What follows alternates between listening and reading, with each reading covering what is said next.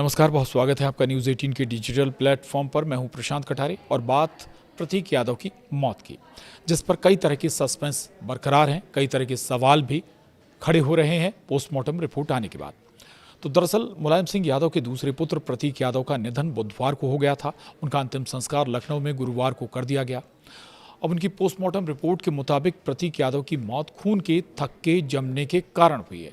प्रतीक यादव की postmortem report में लिखा गया है, cardio respiratory collapse due to massive pulmonary thromboembolism.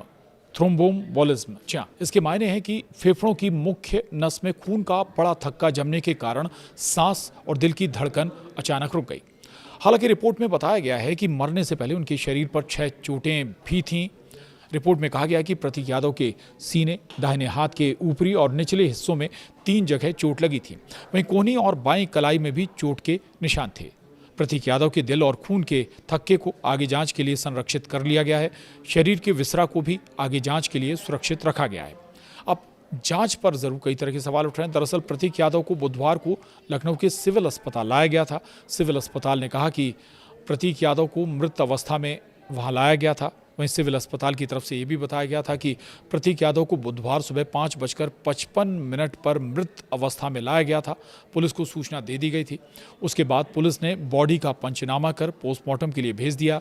इसके बाद ही मौत के कारण का पता कहा गया कि चल सकेगा। लेकिन अब चूंकि रिपोर्ट भी आ चुकी है तो बता दें, प्रतीक यादव की मौत को कुछ लोग संदिग्ध भी मान रहे हैं। सोशल मीडिया पर प्रतीक की मौत को लेकर चर्चाएं भी जारी हैं। प्रतीक यादव के पोस्टमार्टम के दौरान केजीएमयू के बाहर मौजूद समाजवादी पार्टी के लखनऊ मध्य से विधायक उन्होंने इस पर बयान भी दिया, बात भी की। वो कहते हैं, मुझे नहीं मालूम कि वो परेशान थे, लेकिन उनकी मौत संदिग्ध परिस्थितियों में हुई है। यानी इस तरह की आशंकाएं खुद समाजवादी पार्टी से जुड़े नेता भी जाहिर कर रहे हैं। साथ ही ये भी कहा कि सामान्य परिस्थितियों में पोस्टमार्टम नहीं होता है, इसलिए इसकी जांच होनी चाहिए। दरअसल पोस्टमार्टम रिपोर्ट में उनके सीने, दाहिने बांह के नीचे, दाहिनी कलाई, दाहिनी कोहनी के जोड़, कोहनी के ऊपर और बाईं कलाई पर चोटों का जिक्र किया गया है। और रिपोर्ट के मुताबिक 3 चोटें लगभग 5 से 7 दिन पुरानी बताई गई, जबकि अन्य 3 चोटें 1 दिन पुरानी हैं। हालांकि पोस्टमार्टम रिपोर्ट के बाद पुलिस की तरफ से कोई आधिकारिक बयान नहीं आया है। पोस्टमार्टम रिपोर्ट पर अब कई तरह की चर्चाएं जारी हैं। तो चिकित्सक इस पर कहते हैं कि पोस्टमार्टम के चिकित्सीय मूल्यांकन से पता चला है कि प्रतीक के शरीर के अलग अलग हिस्सों पर कई गंभीर चोटें और खरोंचें थीं। पोस्टमार्टम रिपोर्ट सिर में गंभीर चोट की ओर इशारा करती है। वहीं चोटों की प्रकृति, संख्या और डिस्ट्रीब्यूशन हिंसक शारीरिक हमले के अनुरूप हैं। इस हमले को ये तथ्य बेहद महत्वपूर्ण बनाते हैं, इसलिए निष्पक्ष और वैज्ञानिक जाँच ज़रूरी है। ये जो पक्ष है, या कहें ये जो बात है, वर्जन है चिकित्सकों का है, सीनियर चिकित्सकों का। और एक अन्य चिकित्सक इस पर कहते हैं कि उपलब्ध पोस्टमार्टम रिपोर्ट के मुताबिक मौत के कारण को लेकर पूरी तरह वैज्ञानिक निष्कर्ष तत्काल निकालना सही नहीं होगा, क्योंकि रिपोर्ट में अंतिम कारण की पुष्टि के लिए आगे की रासायनिक और वैज्ञानिक जाँच ज़रूरी मानी गई है। साथ ही उनका दावा है कि फॉरेंसिक साइंस के मुताबिक केवल शुरुआती पोस्टमार्टम निष्कर्ष किसी मौत की वास्तविक प्रकृति तय करने के लिए पर्याप्त नहीं होते।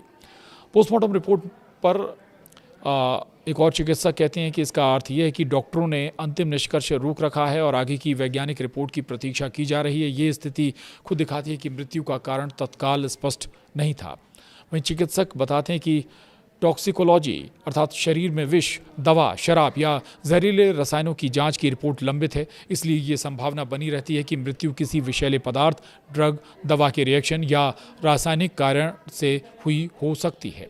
फॉरेंसिक विशेषज्ञों की राय है कि रिपोर्ट के आधार पर मृत्यु को तुरंत प्राकृतिक, आकस्मिक, आत्मघाती या हत्या की श्रेणी में रखना वैज्ञानिक दृष्टि से जल्दबाजी होगी। वहीं विसरा अर्थात फॉरेंसिक विज्ञान में सुरक्षित रखे गए शरीर के नमूने सामान्यतः तब अहम माने जाते हैं जब मृत्यु संदिग्ध परिस्थितियों में हुई हो या विष संबंधी जांच आवश्यक हो।